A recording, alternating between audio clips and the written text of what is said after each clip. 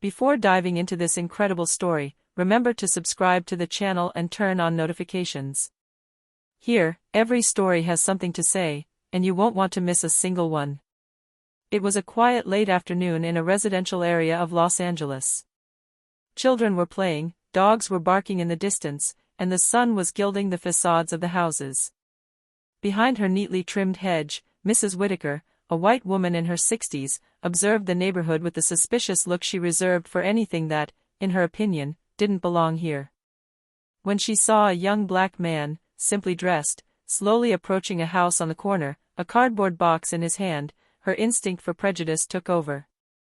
Another one of those. They always lurk before doing anything, she muttered as she picked up her phone. Without hesitation, she called the police. Yes, hello. There's a suspicious man on our street. He's looking at the houses. I think he's planning a burglary. A few minutes later, 2 police cars arrived, their flashing lights on. The young man, surprised, raised his hands, confused. Sir, put down the box and step back, one of the agents raises. But as the neighbors began to come out to see the scene, a black car suddenly stopped. An elegant woman emerged, with a sharp gaze and a palpable aura of authority. She stepped towards the police officers and declared in a firm voice. This man is not a burglar. He is my son. A sudden silence fell over the street. The police officers froze. Mrs. Whitaker paled.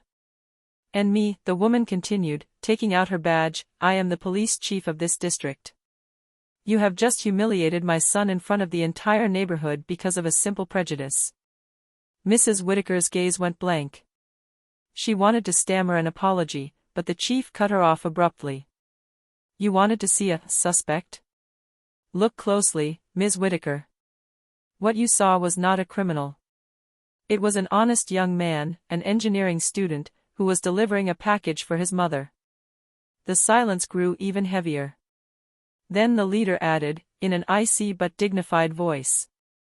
The next time you see a young black man, remember that you may be looking at the son of a woman who will never be intimidated again.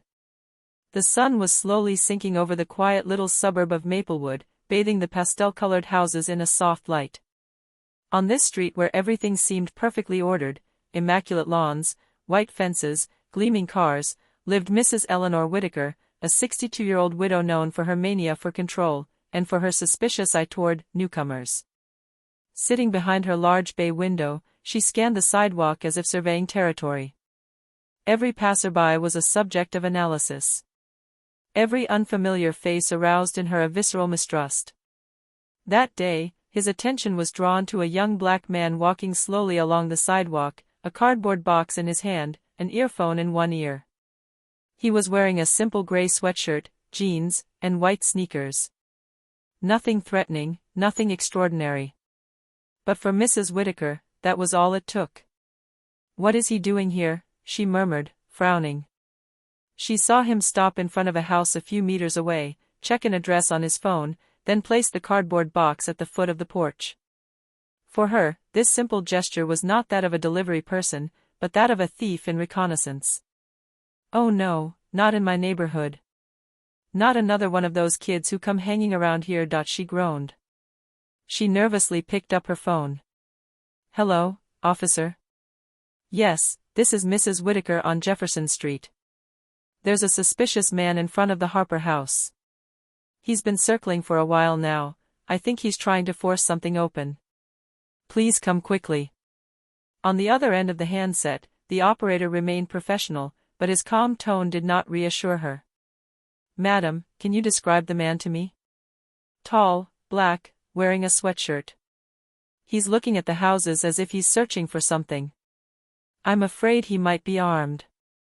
The words came out of her mouth naturally, without her even realizing it. The mere sight of him looking different was enough to create a sense of threat in her mind. Meanwhile, the young man, Marcus, calmly continued his work. An engineering student, he delivered packages for a local delivery service to finance his studies. He was focused, courteous, and had no idea that behind a window, a storm of prejudice had just been unleashed against him. A few minutes later, the the silence of the neighborhood was broken by the sound of sirens. 2 police cars appeared around the corner, their flashing lights on. Mrs. Whitaker gave a small smile of relief. Finally. They'll take care of it, she murmured. But what she didn't know was that this day, which she thought was ordinary, would become the most humiliating and revealing of her entire life. Marcus had just scanned the last package when he heard, in the distance, the familiar but unsettling sound of sirens. He turned instinctively, frowning. The red and blue lights reflected off the windows of the houses, shattering the serenity of the street. 2 patrol cars stopped abruptly a few meters from him. The doors slammed, and 3 police officers got out with hurried steps, their hands already on their belts. "Sir! Step back immediately and put that box on the ground," one of them shouted. Marcus remained frozen, bewildered. "Huh? Pardon? I'm just delivering a package, officer." But the police officers were already advancing, cautious and wary. One of them drew his weapon and pointed it at him. "I said, put it down and back away, now." The cardboard box fell heavily onto the sidewalk. Marcus slowly raised his hands, his heart pounding wildly. "I'm not doing anything wrong. I work for Fast Ship Delivery. Look at my jacket, my badge is right there." The neighbors gradually emerged from their homes, drawn by the commotion. And among them, of course, was Mrs. Whitaker, her face hard, observing the scene as if she were witnessing a personal victory. "I told you so," she called out loud. "That I saw him lurking around for 10 minutes, he was ready to break into the Harpers' house." Marcus turned his head towards her, incredulous. "Madam, I don't even know you. I'm just doing my job." The police officers pinned him against the hood of a car to search him. Passers-by began filming the scene with their phones. "I swear, check the package. The recipient's name is on it, it's—" "Silence," one of the agents cut in. "We'll check it later." A shocked woman from the neighborhood dared to intervene. "But that's Marcus. Chief Daniels' son. He lives 2 streets away." The police officers froze. "Daniels?" one of them asked, suddenly nervous. "Yes, Commander Daniels' son," she confirmed. "That I often see him passing by. He's nothing like a thief." A heavy silence fell. One of the officers, visibly uncomfortable, put away his weapon. Marcus, still trembling, murmured, "I told you I was working, sir. You could have asked me before treating me like a criminal." But before they could reply, a powerful engine noise rang out from around the corner. A black sedan pulled up abruptly. The door opened authoritatively. A woman in uniform stepped out, tall, elegant, with that cold, direct look that belongs only to those who are used to being obeyed. It was Commander Grace Daniels, chief of the Maplewood District. And on his face, there was neither surprise nor anger, but a chilling disappointment. She slowly approached the scene, her heels clicking on the asphalt, while the police officers immediately straightened up. "What's going on here?" she asked in a calm voice, but sharp as a blade. No words came out. Only Marcus, his throat tight, dared to speak. "Mom, they thought I was a thief." A thunderous silence fell over the street. The officers' faces froze. Mrs. Whitaker, for her part, took a step back, her eyes wide. The commander slowly turned her head towards her, her gaze burning with intensity. "Did you call the police?" she asked. The old woman swallowed. I thought he was planning a robbery. I just wanted to protect the neighborhood." Grace gave a joyless smile. "To protect, or to accuse without reason?" she murmured. "Let's take a closer look." The silence of Maplewood had just taken on a new tension, that of the truth about to burst forth. The wind picked up slightly, scattering leaves across the sidewalk. The flashing lights still cast their red and blue reflections on the buildings, but the atmosphere had changed. This was no longer a police intervention. It was a lesson in progress. Commander Grace Daniels slowly approached her son, who was still leaning against the police car. She placed a gentle hand on his shoulder. "Are you all right, Marcus?" Yes, Mom. They didn't hit me, but they treated me like a suspect, without even listening. Grace nodded her head, her gaze cold, then turned towards the 3 police officers frozen in front of her. Officers. I would like to understand why 3 armed officers decided to point their weapons at a young man, without evidence, without a formal complaint, and without identity verification. One of the agents, embarrassed, stammered. Commander, we received an emergency call. A resident reported suspicious behavior. We acted according to protocol. The protocol, she repeated calmly, and what about discernment, officer? Do you have a protocol for humiliating citizens based on their skin color? The officers lowered their eyes, unable to respond. Mrs. Whitaker, for her part, felt her heart pounding. She wanted to speak, to defend herself, but every word remained stuck in her throat. Grace then walked towards her, with measured steps. The silence was absolute. All the neighbors were holding their breath. That's you, Mrs. Whitaker, isn't it? The one who called the police? Yes. But I thought I was doing the right thing, she stammered. He was looking at the houses, and I didn't know he was your son. The commander stared at her for a moment, then calmly replied. And if he hadn't been my son, would that have justified your fear? The sentence landed like a thunderclap. Mrs. Whitaker stepped back, her eyes moist. I didn't mean any harm. It's just that these days, you don't know who to trust anymore. No, madam, Grace cut her off, her voice firmer. It's not a question of trust. It's a question of perspective. You didn't see him as a young man. You saw him as a threat. The word menecichoed in the street. Marcus, silent, watched his mother with admiration. That calm she maintained, that cold and implacable dignity, was her entire strength. Grace then turned towards the police officers. I want a full report on this intervention first thing tomorrow morning. And I also want you to attend the racial bias training session I personally initiated in this district. You seem to need it. Yes, Commander, one of them replied, ashamed. Then she returned to Mrs. Whitaker, whose face trembled with fear and humiliation. Madam, Marcus lives here. He grew up in this neighborhood. He works, studies, and obeys the law. But despite all that, he remains a suspicious stranger to you. You called the police, and you could have ruined his life in a minute. A tear rolled down the old woman's cheek. I didn't know, she murmured. No, you didn't want to know, replied Grace, in a calm but firm tone. That's what's most dangerous about your fear. You don't see people as they are, but as your prejudices tell you they should be. She straightened up, her gaze directed towards the silent neighbors. Look closely at this young man. He is not a criminal. He is a student, a son, a citizen, and the future of this country. If you judge him by the color of his skin, then you are part of the problem I try to fix every day. A profound silence followed his words. Even the wind seemed to have stopped. Marcus, moved, murmured. Thank you, Mom. She smiled gently at him. No, Marcus. Thank you for giving me the strength to continue this fight. Then she turned to the police officers. Clear the area. There was never a crime here. Only an error in judgment. The police cars slowly drove away, and with them, the commotion subsided. Mrs. Whitaker, standing motionless on the sidewalk, watched Marcus walk away beside his mother.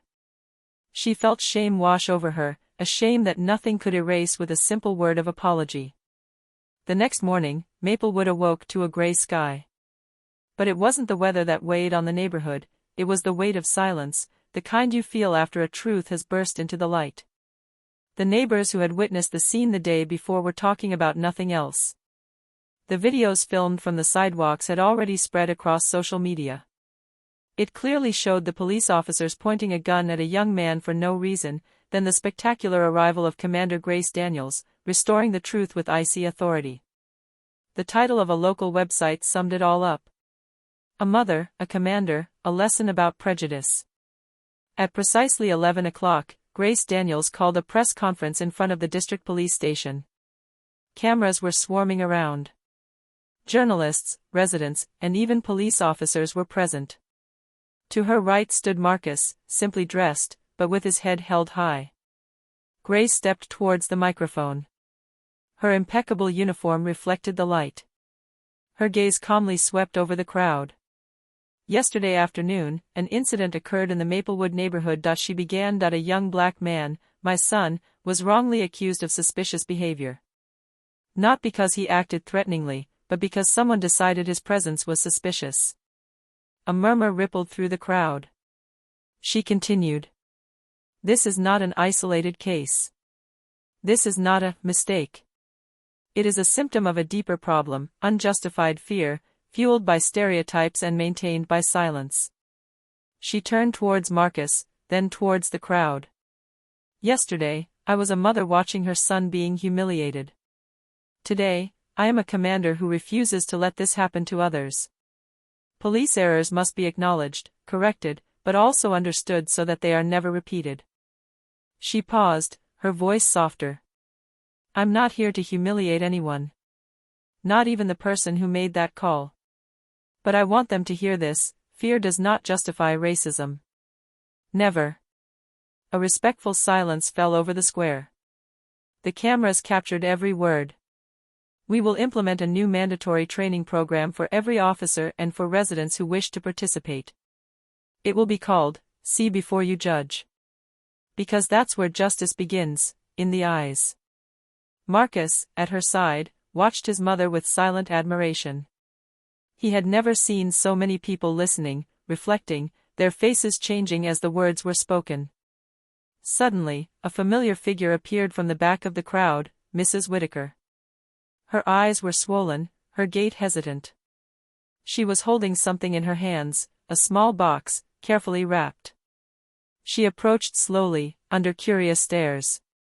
Madam Daniels, she said in a trembling voice, that I know I have no excuse. But I would like to apologize. Not just to you, but to him. Marcus looked at her, without anger. Why now, madam? He asked calmly. Because I saw the video. I saw my own face, and I was ashamed. I thought I was protecting my neighborhood, but in reality, I hurt someone I didn't even know. And that haunts me. She handed him the small box.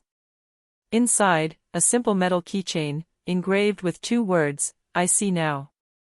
A murmur rippled through the crowd. Even Grace remained silent for a moment. Then she nodded. Admitting your mistake takes courage, Ms. Whitaker. And few people have that courage. She turned towards the crowd. That's what real change is. It doesn't come from laws, but from consciences. Mrs. Whitaker burst into tears, and Marcus, without a word, gently took her in his arms. The simple, human gesture that the whole world would soon see and comment on. A few weeks passed. The media frenzy had subsided, but in Maplewood, nothing was the same anymore. What had begun as an act of prejudice had transformed into a profound movement of questioning. The residents, moved by the conference and the public reconciliation, were now participating in the See Before You Judge community workshops organized by Commander Grace Daniels and her team. Police officers, students, retirees, parents, all gathered in the municipal hall every Thursday evening to talk, listen, understand. Among them, seated in the front row, was Mrs. Whitaker. With her hair pulled back and notebook in hand, she no longer missed a single session. She spoke little, but when she did, her words carried weight. I thought I saw danger where there was only a young man tired from his workday. It wasn't him I betrayed that day, it was myself. Her words moved more than one participant. She had become, in her own way, a symbol of evolution, proof that changing one's perspective is possible at any age. As for Marcus, he had resumed his studies. The events had given him new strength. His story, told in newspapers and universities, had inspired many young people to no longer remain silent in the face of injustice. A professor had offered him a scholarship to pursue his master's degree in social engineering, a field linking innovation and social justice. One evening, as he was walking his mother home after a community session, he said to her with a smile, "Do you realize, Mom? Because of one mistake, an entire neighborhood is learning to see things differently." Grace replied gently, "The wounds of ignorance can become doors of learning, Marcus. Provided we dare to open them." She placed her hand on his shoulder, proud. His son, once a victim of prejudice, had become the symbol of a collective transformation. In the days that followed, a plaque was installed at the entrance to Maplewood. The plaque read, "Here, we have learned to look with the heart before judging with the eyes. In memory of the day when truth united a neighborhood." The setting sun illuminated these words with a golden glow. Marcus, standing facing the plaque, felt a new peace wash over him. He thought back to the day he had been pinned against a car, humiliated for no reason, and to the same street, now full of sincere smiles and respectful greetings. Mrs. Whitaker, passing by on her bicycle, waved to him. He replied with a slight smile. No more resentment. Just the awareness of a world that, little by little, could learn to see better. And as the wind gently caressed the trees, Grace's voice echoed in her memory. Justice begins with a look. Yours changed theirs.